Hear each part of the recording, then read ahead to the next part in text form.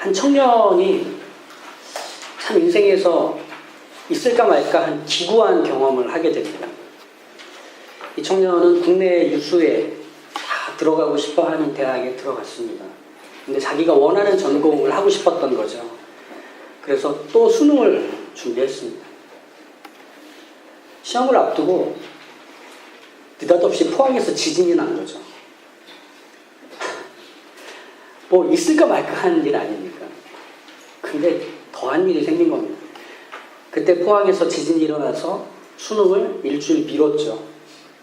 근데 일주일 미뤄진 수능을 보기 3일 전에 맹장이 터진 겁니다. 야, 이게 어쩜 이렇게 기구한지. 그래서 병원에서 수술을 하고 이틀 만에 나와서 진통제 먹으면서 시험을 봤습니다. 그 병원에 신방을 갔는데 참 별로 할 말이 없더라고요. 제가 병실에 들어갔는데 뭐 계속 이제 문제집 푸는 거 이러면서 진통제 먹어가면서 하는 거죠. 안쓰럽기도 하고. 결국 아쉽게 원하는 대학을 가진 못했지만 그 전공을 옮겨서 그래도 괜찮은 곳으로 학교에 들어갔습니다.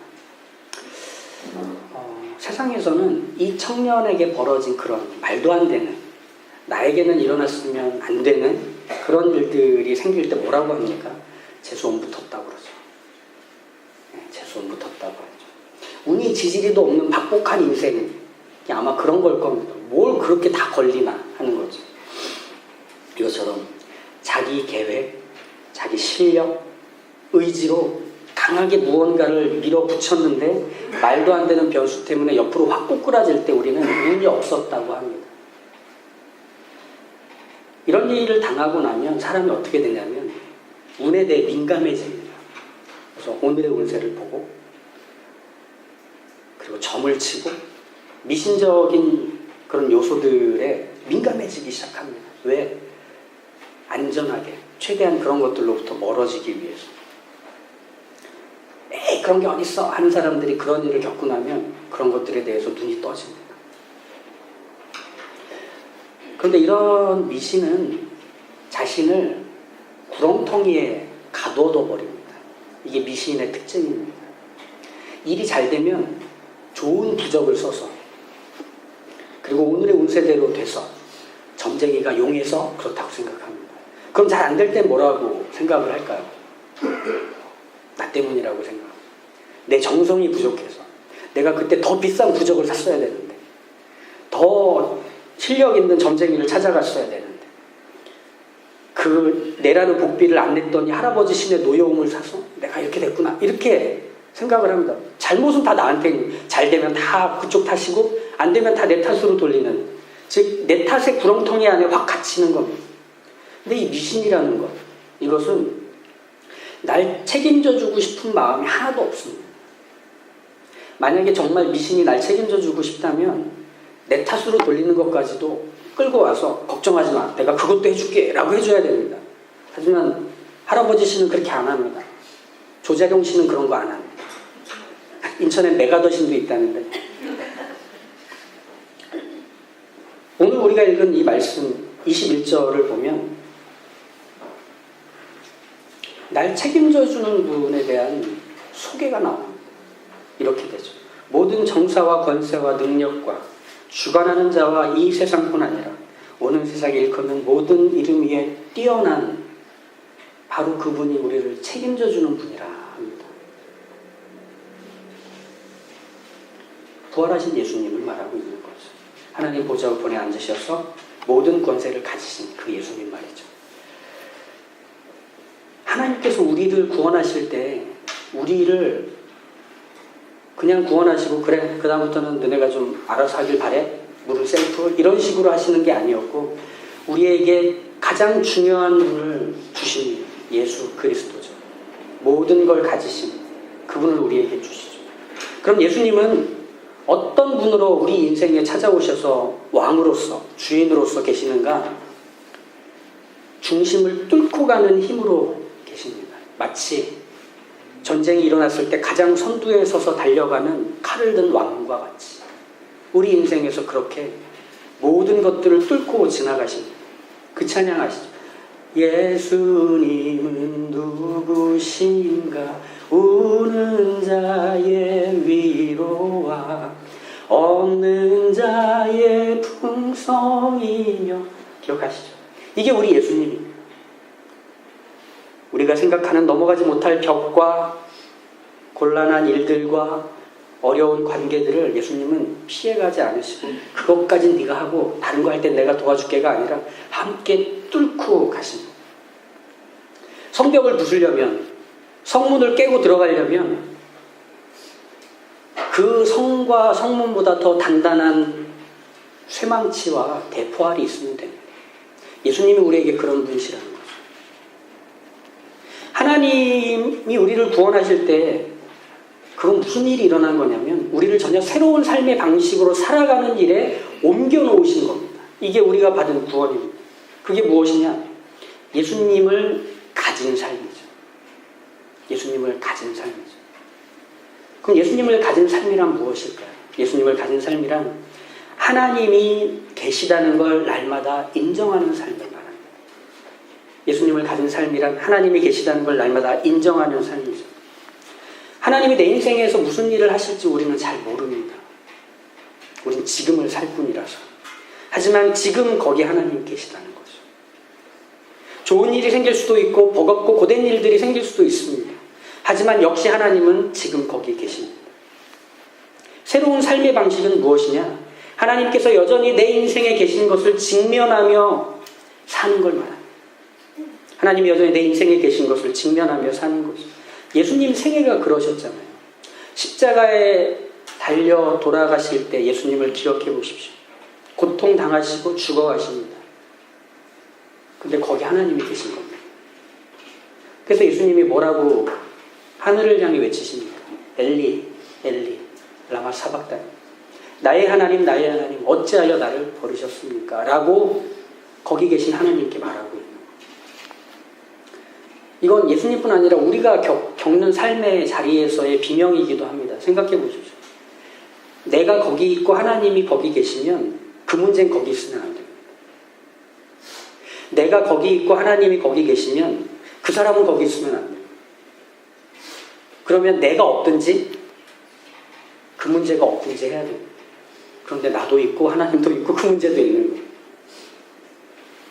직면할 문제와 직면할 하나님이 함께 거기에 계십니다. 그때 내뱉는 말입니다. 왜 이게 다 같이 있지? 그럼 안 되는데 당혹스러운 거죠. 예수님의 인생을 탈탈 털면 뭐가 나올까요? 순종이 나옵니다. 근데 예수님의 순종이 뭘 만들어냈죠? 십자가를 피하게 했나요? 사람들의 누명과 비난을 피하게 했나요? 잠잠하게 만들었나요? 아닙니다. 그걸 그냥 뚫고 가시는 순종이었어요. 예수님은 자신에게 주어진 삶을 그렇게 사셨습니다.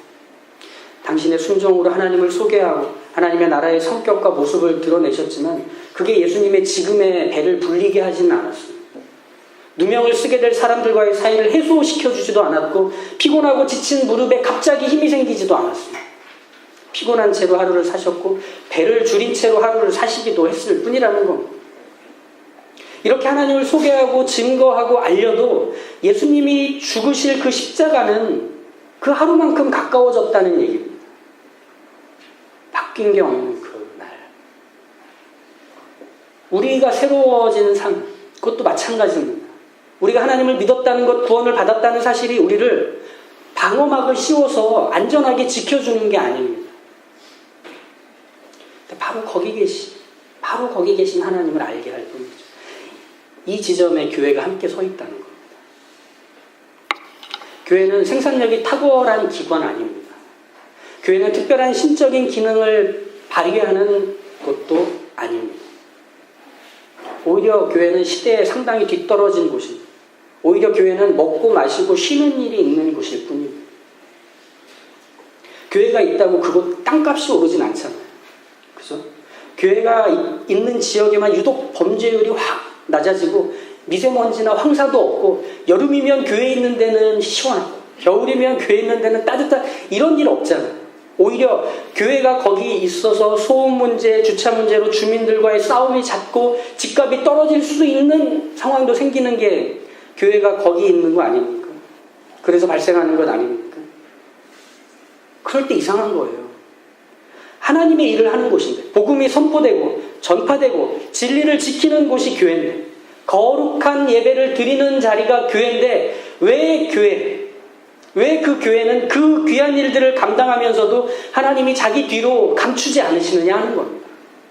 하나님이 거기를 다 감싸서 지키지 않으시는 것처럼 보이느냐 하는 겁니다.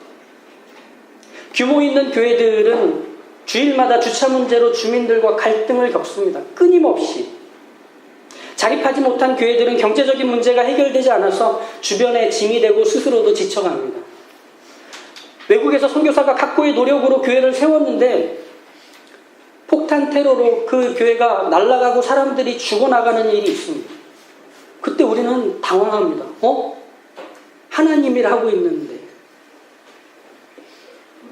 하나님이 원하시는 그 일을 목숨 바쳐 하고 있는데, 시간 내어 하고 있는데 왜 이렇게 되는 거지? 이상한 겁니다. 그럼 하나님의 일을 하는데 하나님이 안 도와주시면 교회 문 닫아야 되나요? 요즘 제가 재밌게 보고 있는 시트콤이 있습니다. 캐나다에 사는 한국인 가정 안에서 벌어지는 그 에피소드를 담고 있는 시트콤인데, 거기서 엄마가 그 대학생 딸에게 이렇게 얘기합니다. 내가 원하는 너의 남자친구의 기준은 쿨한 기독교인 한국인 남자야. 이렇게 얘기하십니다. 그 딸이 듣고 어이없어 합니다. 그래서 엄마한테 뭐라고 하느냐면, 엄마, 만약 남자가 쿨하고 기독교인이면 한국인이 아니에요. 그리고 쿨한 한국인이면 기독교인이 아니에요. 그리고 쿨한 기독교인 한국인은 모두 여자예요. 이렇게 얘기하는 거죠. 엄마가 멍해져. 그 장면이 기억에 납니다. 섞이지를 않는 거예요. 하나로 모이질 않는 거예요. 교회가 그렇다는 겁니다. 바른 복음을 선포하고 거룩한 예배를 하나님 앞에서 드린다고 해서 세상이 우러러보는 일은 교회에 없다는 겁니다. 갈등도 안 생기고 문제도 안 생기고 어려움이 피해가는 일도 없다는 겁니다. 왜? 복음 전하고 선교에 힘쓰는 그런 하나님의 사업을 하고 열심히 모여 참되게 예배를 드리면 나머지는 다 해결해 주는 게 교회의 정체성이 아니기 때문에. 교회는 하나님이 계신 걸 보는 곳입니다. 근데 우리는 자꾸 하나님을 동원해서 뭔가를 덮어버리려고 하는 욕망이 있습니다. 기독교인이며 쿨한 한국 남자가 되려면 제일 먼저 뭘 해야 될까요? 자기가 기독교회를 다니면서 쿨하게 살아야 합니다. 그렇지 않겠습니까? 동시에 기독교인으로서의 역할을 쿨한 생활 방식과 묶어 고민하고 애쓰고 연습해야 합니다. 그래야 그 사람은 쿨한 기독교인이며 한국인이 될 수 있습니다. 교회도 마찬가지입니다. 거룩이라는 것은 우리가 모여 있을 때 거룩하지 않은 것들과 하나님이 딱 단절시켜주는 걸 말하는 게 아닙니다. 모든 자리에서의 거룩입니다. 모든 자리에서의 하나님의 일이 되도록 하는 겁니다. 우리는 순진하지만 그래서 교만할 때가 많습니다. 믿었으니 이제 하나님이 다 해주실 거야. 그러니 난 힘껏 믿고 믿을 뿐이야. 착각입니다. 이런 착각은 사납고 비상식적이고 쿨하지 않은 그리스도인이 되게만 할 뿐입니다. 하나님이 다 해주실 거야. 나 하나님 이거 해주셨어. 그런데 넌 왜 안 해주시지? 넌 기도 부족한가 봐. 넌 예배 잘 안 나와서 그런가 봐. 넌 믿음이 약해서 그런가 봐. 이렇게 하려고 써먹는 경우가 얼마나 많은지 모릅니다. 어떤 사역자분과 이런저런 얘기를 나누다가 그분이 이런 말씀을 하셔서 뜨악한 적이 있습니다. 그분은 자기가 얼마나 매력이 있는 사람인지 너무 잘 알고 있었어요. 제가 봐도 매력이 있어 보이니까. 그러면서 목사님은 진짜 사람을 끄는 매력이 있는 것 같아요. 그러니까 이제 본인이 흥이 난 거예요. 칭찬을 해주니까. 그래서 자기 과거까지 얘기하는 거예요. 사역하기 전에 얼마나 많은 여자들이 자기를 따랐으며 거기서 자기가 의자와 같이 선별을 했는지 이런 얘기들을 합니다. 그러고 나서 이 말을 할 때 정말 들어보십시오. 목사님, 저는 빨리 저희 아버지처럼 머리가 벗겨졌으면 좋겠습니다. 그래야 사역을 할 때 성도님들이 제 외모나 매력을 보지 않고 하나님이 하시고 싶은 일에 집중할 테니까 저는 빨리 머리가 벗겨지고 막 뚱뚱해진 중년이 됐으면 좋겠어요. 막 이렇게 얘기하는 거죠. 그분의 진심을 너무 잘 알겠어요. 자기는 가려지고 하나님의 일만 드러나서 영광 받으시기를 바라는 그 착한 마음, 그 천진난만함. 하지만 정신 차리라고 한 대 때려주고 싶었습니다. 우리 조신선 집사님이 자주 말씀하시는 대로 신앙의 치료 이전에 정신과적인 치료가 먼저 필요한 그런 분이었죠. 그분이 자신의 매력이 옅어지면 하나님의 것이 자연스럽게 드러나서 하나님의 역사가 일어난다. 이건 망상입니다. 망상입니다. 머리만 빠지면 매력을 잃을 테니까 자연스럽게 하나님의 일이 더 잘 될 거다. 순진한 생각이지만 교만한 생각이기도 합니다. 내가 해야 될 일에 대해서 게으르고 태만하면 거기에 하나님만 덮이면 다 될 줄 압니다. 거기에 하나님만 채워지면 다 될 줄 압니다. 그게 욕을 더 먹는 모습이에요. 우리 이런 거 있지 않습니까? 저도 교회 다녀요. 저 어떤 교회 장로입니다. 제가 그래도 명색이 권사인데. 이런 말을 하는 상황들을 한번 떠올려 보십시오. 누군가를 섬기고 누군가에게 존중을 받을 만한 특별한 일들을 할 때 그렇습니까? 아닙니다. 하나같이 내가 해야 될 책임을 미룰 때, 상식적이고 그래서 손해를 봐야 하는 일들을 하기 싫을 때 이런 말들을 꺼내놓습니다. 못 믿겠어? 오빠 못 믿겠어? 이거를 그렇게 하는 겁니다. 그러니까 우리는 정직해야 하고 상식적이어야 하고 책임을 져야만 하는 때마다 자꾸 우리의 정체를 미리 밝혀서 나 그런 사람이니까 괜찮다고 덮어쓰려고 하는 겁니다. 마치 제가 배트맨입니다 하고 불법 주차하는 것과 똑같은 거죠. 22절을 보면 만물을 그 발 아래 복종하게 하시고 그를 만물 위의 교회의 머리로 주셨다라고 합니다. 하나님께서 새로운 방식으로 살아가야 하는 자들로 우리를 부르시죠. 어떻게 살라고 하는 걸까요? 하나님이 거기 계시는 걸 확인하며 살라는 겁니다. 하나님의 뜻을 소개하고 하나님의 일을 하자고 깃발 세워두는 일을 하면 나머지는 자동으로 해결되는 그런 방식의 삶을 얘기하는 게 아니라는 겁니다. 밥을 먹었으면 설거지 해야죠. 쓰레기통이 다 찼으면 쓰레기통을 비우고 거기에 새 봉투를 감아 넣어야죠. 예수님을 통해 배워야 하는 게 이거라는 겁니다. 설령 그게 어떤 것도 이루지 못한 듯 보이는 그 현실에서도 우리는 하나님의 교회로서 해야 되는 일, 그 자리에 서야 합니다. 뭘 해야 됩니까? 복음을 전하고 선교하고 이웃을 돕고 예배하며 청소하는 겁니다. 교통신호를 준수하는 겁니다. 식당에 가서 종업원에게 예의 바르게 행동하는 겁니다. 내가 하고 싶어서가 아니라 하나님 거기 계시기, 하나님이 원하시는 그 일을 하려고 직면하고 품고 가겠다는 겁니다. 교회는 그거 하는 곳입니다. 예수가 죽은 자들 가운데서 부활하는 그 도 전함을 싫어한 유대인 관원장들과 장로와 서기관들이 모였죠. 그래서 베드로와 요한을 부릅니다. 그러고 나서 잘못한 것들을 따집니다. 잘못한 게 없었죠. 그렇게 베드로와 요한이 풀어나고 교회에 모였을 때 사도행전 4장에서는 교회에 모인 성도들이 이렇게 기도합니다. 주여, 이제도 그들의 위협함을 굽어보시고 또 종들로 하여금 담대히 하나님의 말씀을 전하게 하여 주시오며 손을 내밀어 병을 낫게 하시옵고 표적과 기사가 거룩한 종 예수의 이름으로 이루어지게 하옵소서. 무슨 말입니까?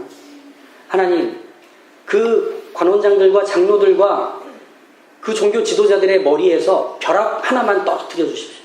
그래서 하나님이 얼마나 대단한 분인지를 보여주십시오. 그래서 우리 교회가 지켜지게 해주십시오. 우리가 하는 일이 옳다라고 증명해 주십시오. 이렇게 기도하지 않았습니다. 하나님, 그들이 여전히 우리를 위협합니다. 그 가운데서도 우리가 해야 될 일을 하게 하여 주십시오. 라고 기도했을 뿐입니다. 예수 그리스도가 머리 된 하나님의 교회는 채로 거르고 걸러서 뭐가 남게 되는 교회냐? 하나님만 남는 곳입니다. 명분으로서 하나님이 아니라 진짜 살아계신 하나님 말이죠. 뭐든지 갖다 붙이면 다 되는, 그렇게 써먹기 좋은, 호울 좋은 하나님이 아니라 예수 그리스도께로부터 받은 그 하나님 말이죠. 죽이기도 하시고 살리기도 하시는 하나님, 가난하게도 하시고 부유하게도 하시는 그 하나님, 약하게도 하시고 크게도 하시는 그 하나님 말입니다.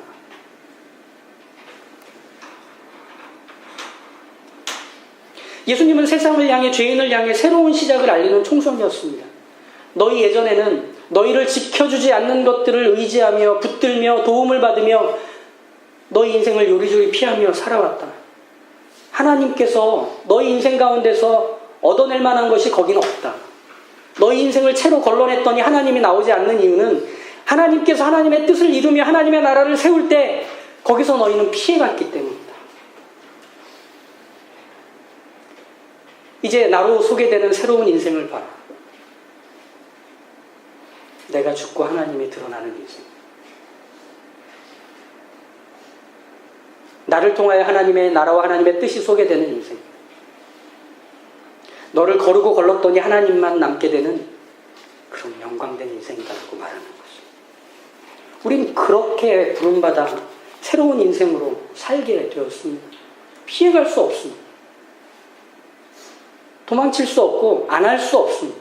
그렇다면 벽을 부수는 강한 쇠망치처럼 예수님 붙들며 뚫고 가면 되는 것입니다.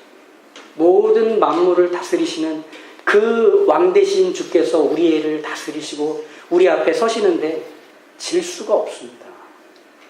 질 수가 없습니다. 넘어져도 아주 엎드러지지 않는다는 겁니다. 인터넷에서는 워낙 이것저것 많이 팔지 않습니까? 부적도 팔더라고요. 모르셨죠? 너무 재밌어 보여서 꼼꼼하게 읽어봤습니다. 아주 다양한 종류의 부적들이 각자 원하는 소원에 따라 구분돼서 팔더라고요. 수험생, 취업준비생, 결혼을 앞둔 남녀들, 병환이 있는 환자와 그 가족들을 위해 아주 다양하게 사람들이 원하는 맞춤형 부적들이 있었습니다. 34,000원이면 됩니다. 부적 한 장에 34,000원. 거기에 이제 안내글이 쓰여 있는데 부적을 만들기까지는 10일이 걸립니다.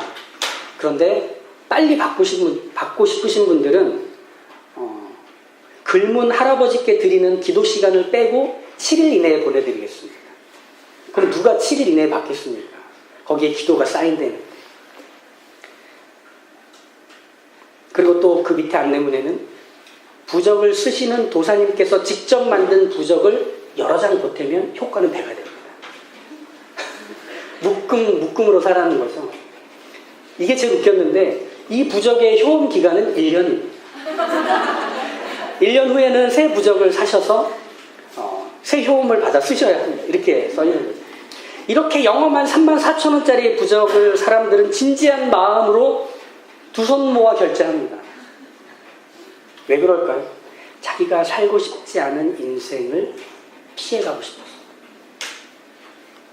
꽃길만 걸으며 살고 싶다 보니 이런 하이패스 받아서 모든 어렵고 위험한 턱들을 다 지나가고 싶은 겁니다.